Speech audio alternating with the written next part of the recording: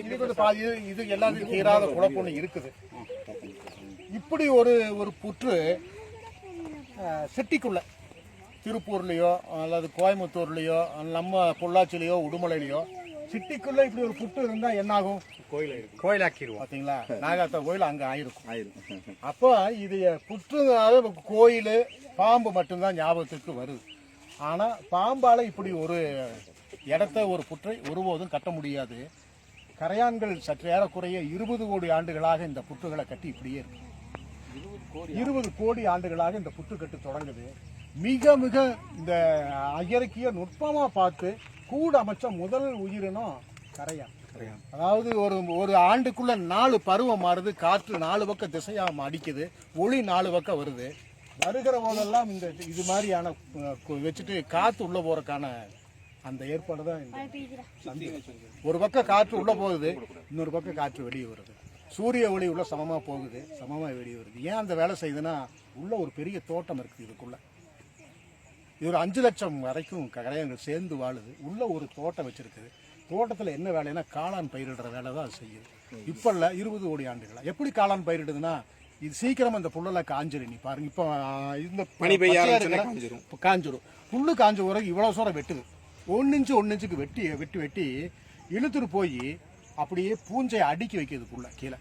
இந்த புல்லு கீழே அடுக்கி வச்சதை என்ன ஆகுதுன்னா கொஞ்ச நாள் கழிச்சு பூஞ்சை அடியுது. அந்த புல்லு பூஞ்சை அடிஞ்சு அதில் காளான் முளைக்குது.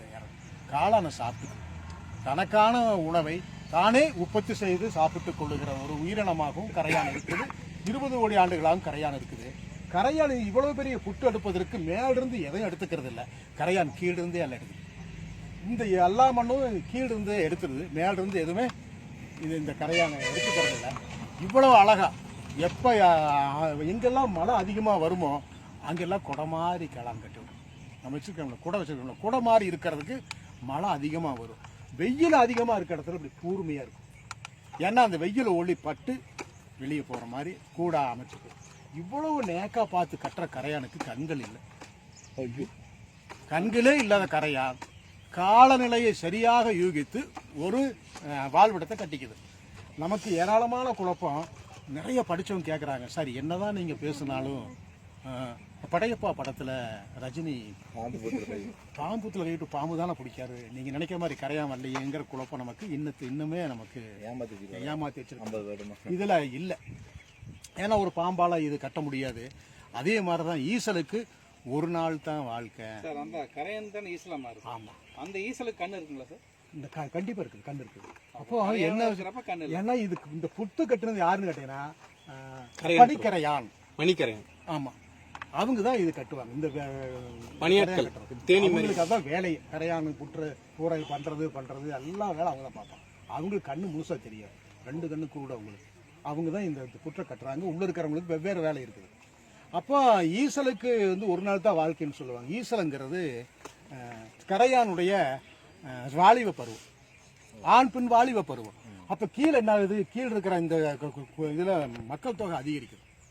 கீழே இந்த குடியிருப்புல மக்கள் தொகை அதிகரிக்கும் போது என்ன நினைக்கிறாங்கன்னா, சரி வாலிபர்களாக வெளியே போயிருங்க, வாலிப பசங்க பிள்ளைகள்லாம் வெளியே போய் புதிய காலனியை உருவாக்குங்க, உள்ள நமக்கு இடம் இல்லை போங்கன்னு சொன்னால் அவங்க சரியான காலத்தில் பறந்து வெளியே வருவாங்க. அப்போ தான் அவங்களுக்கு பூரா அந்த மாதிரி பருவத்து சிறகு முளைக்கும்.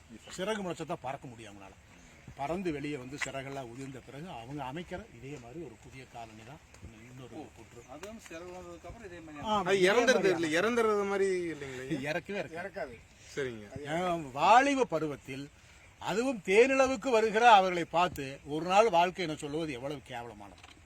கல்யாணம் முடிச்சுட்டு வெளியே போறதுக்கு இதோட முடிஞ்சாலும் சொல்ல முடியுமா? நம்ம வாழ்க்கையை தொடங்குகிறார்கள் அர்த்தம். ஈசல் பறக்கிறது என்றால் அது புதிய வாழ்க்கையை, புதிய குடியிருப்பை தொடங்குதுன்னு அர்த்தம். மழை பெஞ்ச காலத்துல வந்துட்டே இருக்கு. மழை பெஞ்ச உடனே தாங்க அது உடனே வருது. அடுத்த நாள் மழை பெஞ்சதுக்கு அடுத்த நாள் அந்த மாதிரி நேரத்துல தான் வருது. ஒரு பாம்பை இதெல்லாம் பார்த்துருக்கலாம், சில பேர் பார்த்துருக்கலாம். பாம்பை பார்த்தையா கரையான் என்ன அர்த்தம்னா மெலிஞ்சு போயிருச்சு. நேரங்களில் சாப்பாடு கிடைக்காம பாம்புகள் மெலிஞ்சு போனா பாம்புக்கு பெரிய உணவு உள்ள இருக்கிற தாய் கரையான் இவ்வளவு பெருசு இருக்கு. அந்த கரையான் நீங்க ஒரு பெரிய புழுன்னு நினைச்சுக்கீங்க, அதுதான் கரையான், தாய் கரையான். அவங்களுக்கு வேலையை உற்பத்தி செய்வது தான். அந்த பெரிய கரையான் அவ்வளவு கொழுப்பு முழுக்க புரதங்கிறதுனால பாம்பு அதை சாப்பிட்டு வெளியே போயிடும். உடும்பு மேலே உட்காந்துருக்கு, என்னைக்காவது பாருங்க நீங்க, உடும்பு இது மேலே உட்காந்துருக்கு. எதுக்காகன்னு அது வெளியே அந்த கரையான் சாப்பிட்றது. பெரும்பாலும் கரடி, ஆமா, அது சாப்பிடும். அதே மாதிரி கரையானுக்கு சாப்பிட்றதுக்கு இன்னும் எக்கச்சக்கமான எறும்பு திண்ணி கூட இதை சாப்பிடும். அது அதிகமா சாப்பிடுறது இதுதான் சாப்பிடும். அப்ப இவ்வளவு பேர் சாப்பிட்ட பிறகும் இது இருக்குது, கரையான் இருக்குது. என்ன இருக்குதுன்னா, எவ்வளவு மழை பெஞ்சிருக்கும், எவ்வளவு வெயில் அடிச்சிருக்கும். நம்ம எல்லாம் என்ன எழுதுறோம்னா 2000 ஆண்டுகளுக்கு முன்பு கட்டப்பட்ட கோயிலுக்கு பற்றி போய் பேசுகிறோம். நம்ம கல்லணை பத்தி அதிகமா பேசுறோம். அதே மாதிரி தஞ்சை பெரிய கோயில் பேசிக்கிறோம். இப்ப சமீபத்தில் ஒரு கரையான் புற்று எல்லா பெரும் மலைகள், பூகம்பங்கள், மலைகள், பெரும் மழை, பெரும் வெயில கடந்து 4600 வருஷமா ஒரு புற்று. லைவ்ல அந்த உயிரினங்கள் வாழ்ந்துகிட்டு தான் இருக்கு. 4600 வருஷத்துக்கான சான்றுகளோடு எடுத்து போட்டிருந்தோம். கரையான் புற்று எல்லா மலைக்கும் கரையாமல் 4600 ஆண்டுகள் இந்த பூமியில் நின்று இது பண்ற ஒரு புற்றை கூட கரையான் அமைச்சிருக்குதுனால கரையாதவன். இன்னொன்னு பெரிய சிறப்பு என்ன இருக்கு, இந்த பூமியில நம்மளாம் 1%, 800 கோடி மக்கள் தொகை இருந்தாலும் 1%, கரையானும் எறும்புகளும் 20%. இந்த பூமியில் இருக்கிற எல்லா எறும்புகளையும் கரையானை முடிச்சு ஒரு பெரிய தராசுல போட்டுட்டு நம்மளையெல்லாம் முடிச்சு ஒரு இதுல போட்டா அது 19 மடங்கு.